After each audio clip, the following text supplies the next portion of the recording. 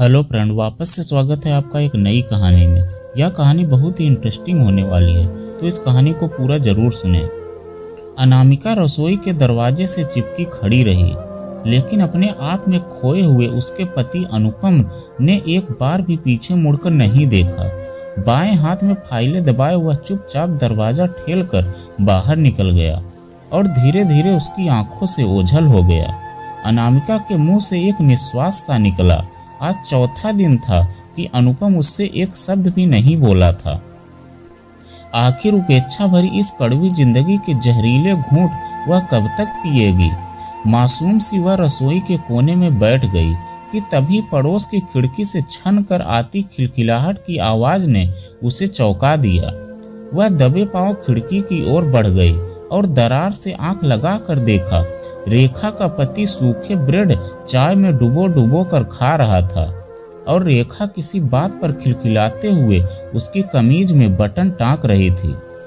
चाय का आखिरी घूंट भर कर रेखा का पति उठा और कमीज पहनकर बड़े प्यार से रेखा का कंधा थपथपाता हुआ अपने दफ्तर जाने के लिए बाहर निकल गया।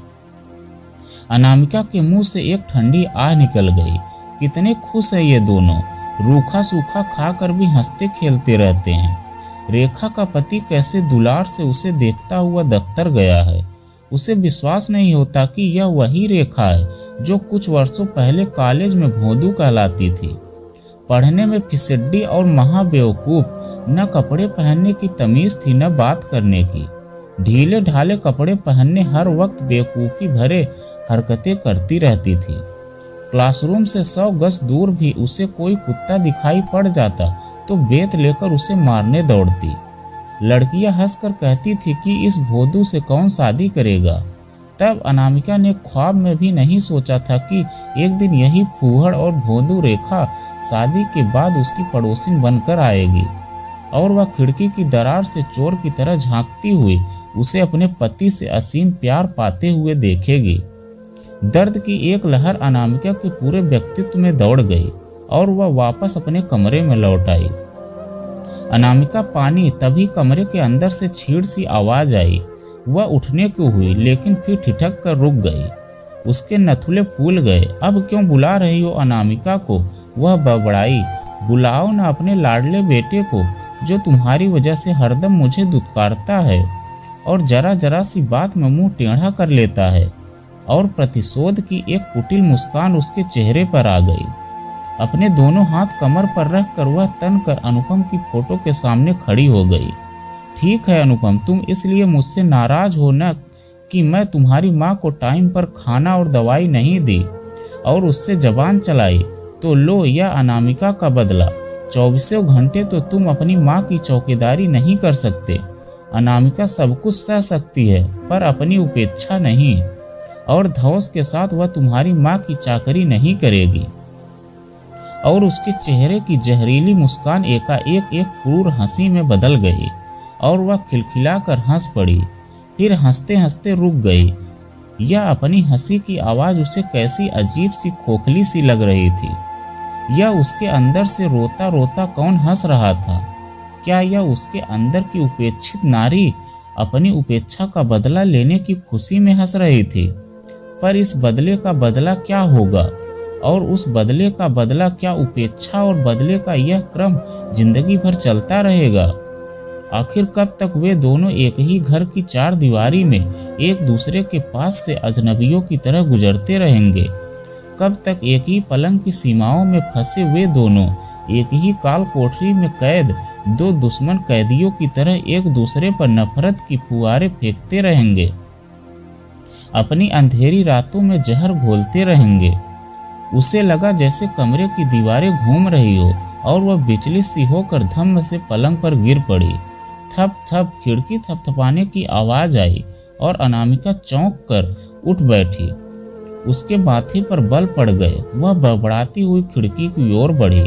क्या है? उसने खिड़की खोलकर रूखे स्वर में पूछा। सामने रेखा खड़ी थी, भोंदू रेखा, मोटा शरीर, मोटा थुलथुल चेहरा और चेहरे पर छोटी सी बच्चों सी मूर्खता। दीदी डेटॉल है? उसने भोलेपन से पूछा।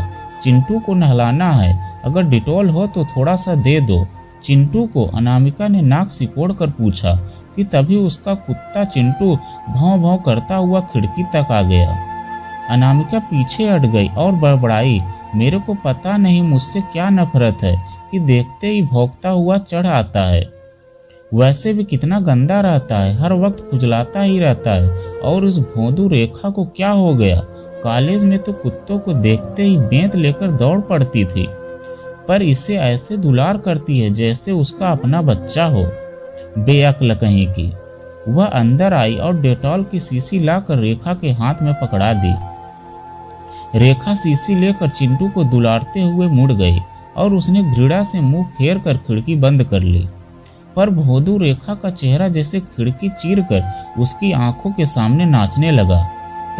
अब भी वैसी ही बेवकूफ है जैसे कॉलेज में थी।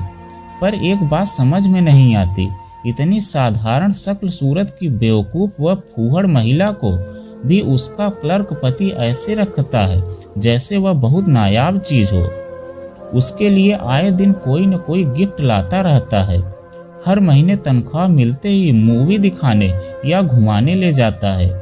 खिड़की के पार उनके ठहाके गूंजते तो अनामिका हैरान होती और मन ही मन उसे रेखा के पति पर भी गुस्सा आता कि आखिर उस फूहड़ रेखा में ऐसा क्या है जो वह उस पर दिलो जान से फिदा है। कई बार जब अनामिका का पति कई कई दिन उससे नाराज रहता तो उसे उस रेखा से रश्क सा होने लगता। एक तरफ वह है जो खूबसूरत और समझदार होते हुए भी पति से उपेक्षित है, और दूसरी तरफ यह भोंदू है जो बदसूरत और बेवकूफ होते हुए भी पति से बेपनाह प्यार पाती है। अनामिका के मुंह से अक्सर एक ठंडी सांस निकल जाती।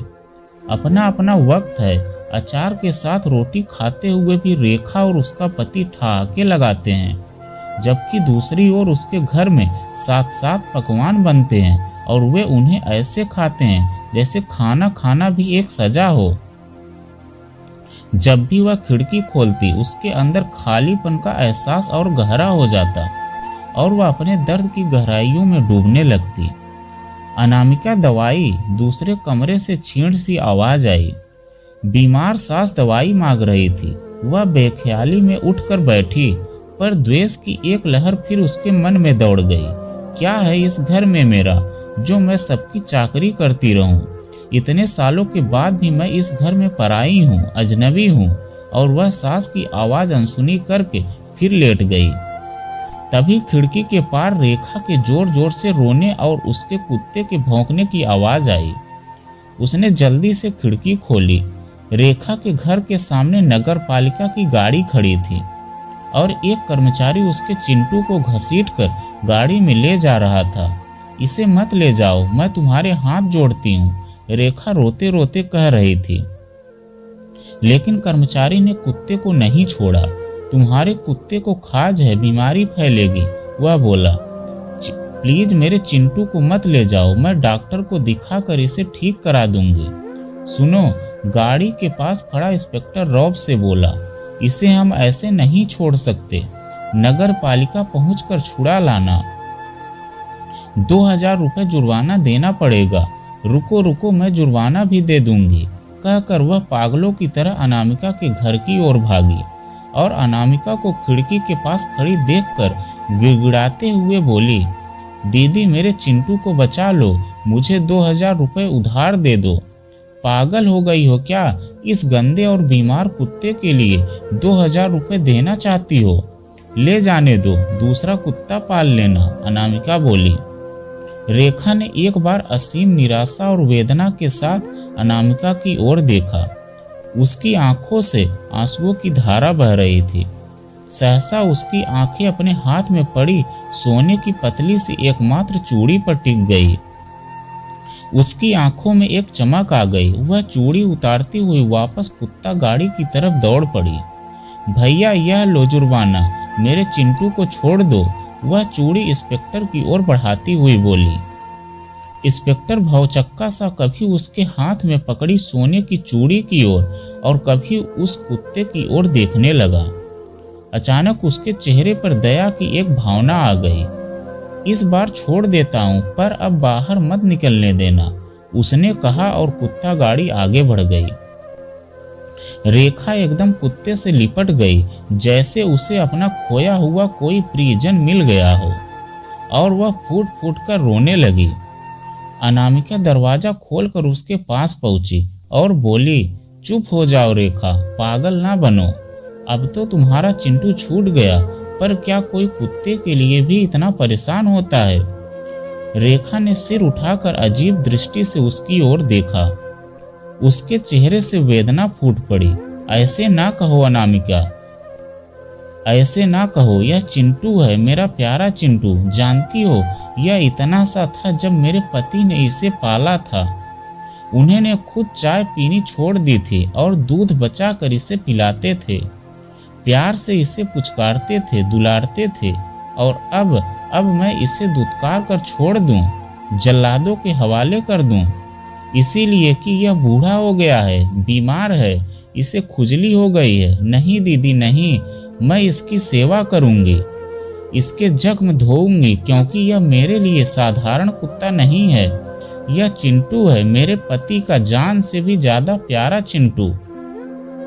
और जो चीज मेरे पति को प्यारी है वह मुझे भी प्यारी है, चाहे वह बीमार कुत्ता ही क्यों ना हो। अनामिका ठगी सी खड़ी रह गई, आंसुओं के सागर में डूबी। यह भोदू क्या कह रही है? उसे लगा जैसा रेखा के शब्द उसके कानों के पर्दों पर हथौड़े की तरह पड़ रहे हों, और उसका चिंटू भौं भौं करके उसे अपने घर से भगा देना चाहता हो। अचानक ही उसकी रुलाई फूट पड़ी और उसने रेखा का आंसू भरा चेहरा अपने दोनों हाथों में भर लिया।